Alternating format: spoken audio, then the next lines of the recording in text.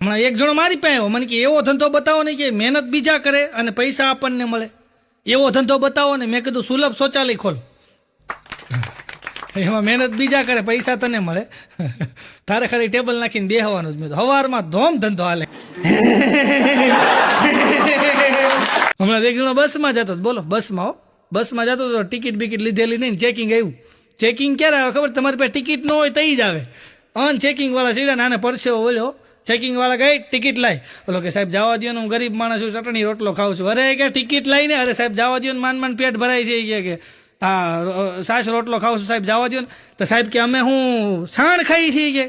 તો હા કે ભાઈ તમે તો મોટા માણસ કેવો ખાતા એવો હોય કે. क्या बोला तूने? આવડે. હમણાં બસની અંદર એક ભાભા બેઠા હતા અને સામે એક છોકરી, એક ભાભા બસની અંદર બેઠા હતા ને એક છોકરું ને એક બેન. અને એ બેનની હારે છે ને, જે છોકરું હતું ને એને આ બેન લાડુ આપે, પણ છોકરું ખાય નહીં. તો બેન કે જો તું નહીં ખા ને તો સામે બેઠા એ બાપાને હું આપી દઈશ, જો લાડુઓ તું નહીં ખા તો સામે બેઠા એ બાપાને હું આપી દઈશ, એમ કહેતા જાય. અને લાડુઓ છોકરા સામે રાખતા જાય, તું નહીં ખા તો સામે બેઠા એ બાપાને હું આપી દઈશ.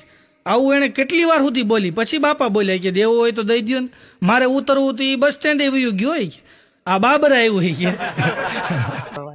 मतलब वो अलग ही लेवल का बंदा था। બસ સ્ટેન્ડમાં મળ્યો અવડો મોટો ફાંદો ભાઈ, ફાંદ મોટી જબર ને નાભી તો બે બટનની વચ્ચે ડોક્યા કરતી. તો એ કે ભાઈ હવે 777 એક્સેલના હવે તો 7 એક્સેલના એ કે શર્ટ મળે છે, જરાક મોટા શર્ટ લ્યો. આમ બે બટન આમાં એકાબીજા તાણતા હતા અને ફાંદ મોટી જબર ને. મેં કીધું ભાઈ આ કેમ એટલું બધું શરીર વધી ગયું? મેં તો ધ્યાન રાખો. અરે મને કે શરીર નથી વધ્યું, આપણે જરાક ખાધે પીધે સુખી છે ને કે. ધારે એક માણસ હતો. મેં તો આ માણસ કોણ છે? મને કે ચપ્પલ ગોતવા રાખ્યો છે. હું ગાવા હોય. એક ભાઈને તો મોટી જબર ફાઇન ને બેંકમાં ગયા. આ બેંકમાં ગયા ને અંદર જઈને એનું કામ પતાવીને પછી બહાર આવ્યા ને તો ચાવી ભૂલી ગયા. અમુક માણસો ભૂલી બહુ જાય, ચાવી ભૂલી ગયા. બહાર આવ્યા ગાડી પાસે, વિચાર આવ્યો ચાવી ભૂલાઈ ગઈ. તો અંદર ગયા ચાવી ગુમ. તો અંદરથી બહાર આવ્યા તો ગાડી ગુમ. તો ઊભો દાંત કાઢતો હતો. મેં કીધું ભાઈ તમે એટલા બધા દાંત કાં કાઢો? તમારી ગાડી મેં કીધું ગુમ થઈ ગઈ ને તમે દાંત કાઢો છો? મને કે દાંત જ કાઢવા પડે ને. મેં કીધું કાં? મને કે જેની હશે એ લઈ ગયો હશે. गजब बेइज्जती है। હમણાં એક જણો મને કહેતો હતો, મને કે 10 રૂપિયાથી મેં શરૂઆત કરી. મેં કીધું વાહ વાહ.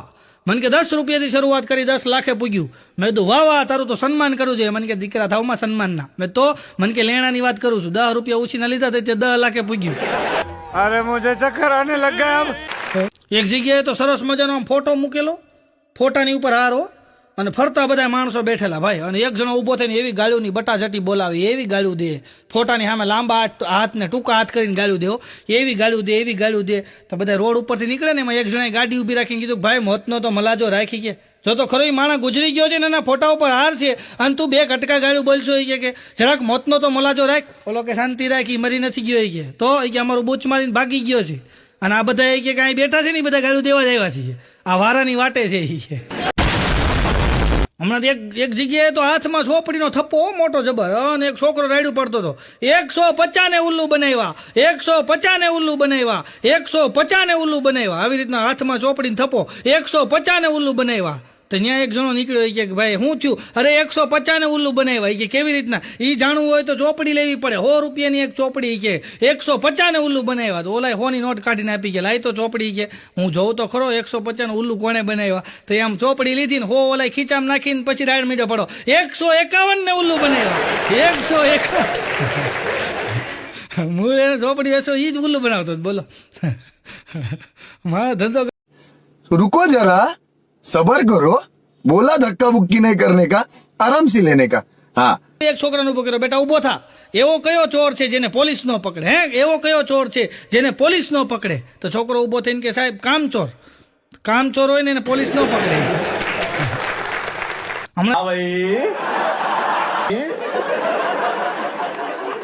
आगे स्वाद. એક જણાને પોલીસ વાળાએ પકડ્યો અને પકડીને સીધો પોલીસ સ્ટેશન લાવ્યા અને પૂછ્યું તું શું કરছো? ઓલો કે કાંઈ નહીં, એરું પકડવાના ધંધા કરું. હે, એરું પકડવાના ધંધા? એને ધંધા કહેવાય? હા ધંધો જ કહેવાય ને. એરું પકડવાનો ધંધો છે મારે કે. તો એરું પકડવાનો કે હા એરું પકડવાનો ધંધો કે એ કેવી રીતના હાલે? અરે કે જો હાઈ ક્લાસ હાલે અને ધોમ હાલે છે કે તમને ન ખબર હોય એમ કે હા ધોમ હાલે કે હું તો ઇન્કમ ટેક્સ તને ભરું છું. થઈ ગયા એટલો બધો એરું પકડવાનો ધંધો હાલે કે અરે પુષ્કળ હાલે કે સવારમાં કે 10 વાગે ઘરેથી નીકળું કરંડિયામાં એરું લઈને અને હળવેક દિન શેરીમાં વેતો મૂકવું છે કે અને બાર સાની હોટલે ચા પીવું ને ત્યાં ટીણિંગ રીંગ વાગે છે કે અમારા ઘરે આવ્યા જ દાદા છે તો ત્યાંથી પકડી લેવી છે વળી પાછી બીજી શેરીમાં વેતો મૂકું વળી પાછી ચા પીવું નહીં છે પાછી ટીણિંગ થાય છે કે અમારે ત્યાં દાદા આવ્યા છે તો 500 ત્યાંથી લઉં 500 અહીંથી લેવું છે એવી કે સવારમાં 3 જગ્યાએ મૂકવું છે 1500 થાય પછી કે ઘરે વ્યો જાવ કે એરું દૂધ પીવડાવી દઉં વળી પાછો 4 વાગે કે નીકળું પાછો શેરીમાં વેતો મૂકવું છે બોલો અમુક આવા ધંધા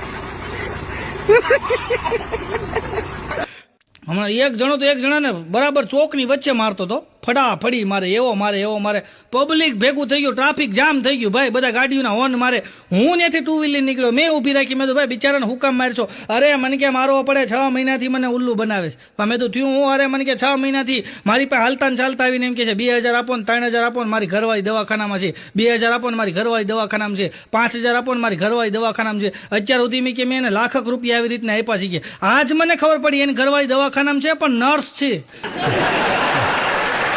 અને આ લઈ જાય છે કે આંકડા રમવા બોલે હા તો કે હું ને આંકડા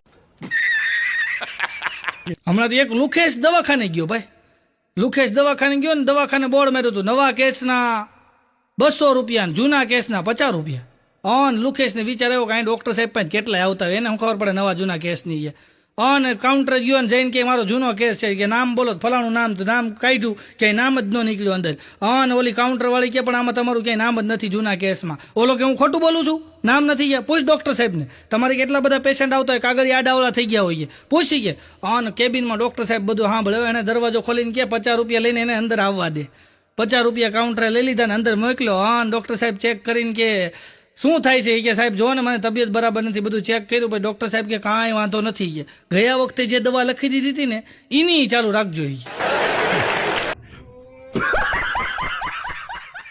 અત્યારની મુખ્ય 3 સમસ્યા છે એક તો માણસ પાસે કામ નથી કામ છે તો માણસ નથી અને જે માણસ છે એ કામના નથી 3 સમસ્યા મુખ્ય સમસ્યા છે એક જણો મને કહેતો હતો મને કે આમ જો મારું કાંઈ કામ હોય ને અડધી રાતે મને ફોન કરજો હોય કે ત્યારે અડધી રાતે મને ફોન કરજો હોય કે સવાર થાય ત્યાં હું આવી જાય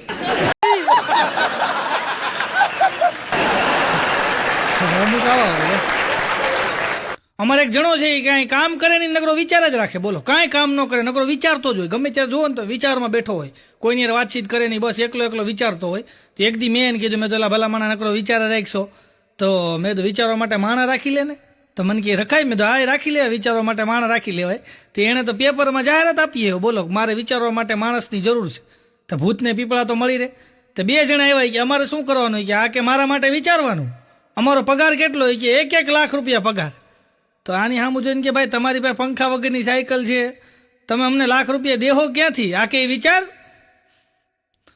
તારી નોકરી ચાલુ થઈ ગઈ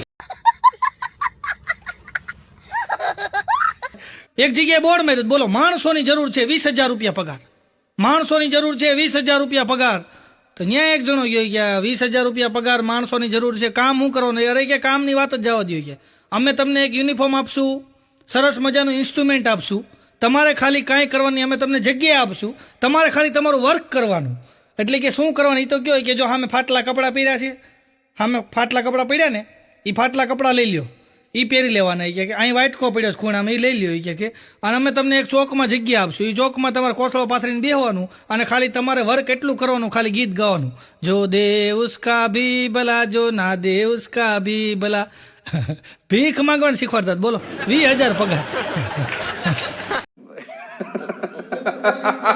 નીકળ્યો ને તો એક ભિક્ષુક મને કે ક્યાંક દો પ્રજ્ઞા ચક્ષુને ક્યાંક દો તો મારા ખીચામાં 10ની નોટ હતી મેં વાઈટ કામ નાખી તેણે એક આંખે આમ જોયો મને કે ભાઈ આ ફાટલી છે મેં તને એક આંખે તો દેખાય છે મને કે તો 5 આપો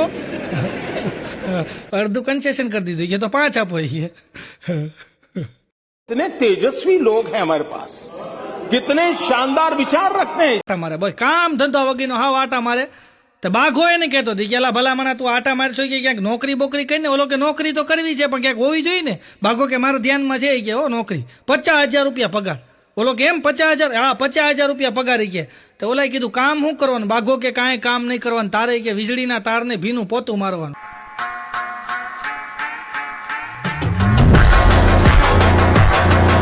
लोग गाइस आपको मेरा वीडियो पसंद आया हो तो लाइक करें, शेयर करें और सब्सक्राइब करें और मेरा वीडियो पूरा देखें। आपको बहुत ही मजा आएगा मेरा वीडियो पूरा देखना। हेलो मित्रों, મારી યુટ્યુબ ચેનલમાં તમારું સ્વાગત છે। મારી યુટ્યુબ ચેનલનું નામ છે સાહિલ એસ પટોળિયા।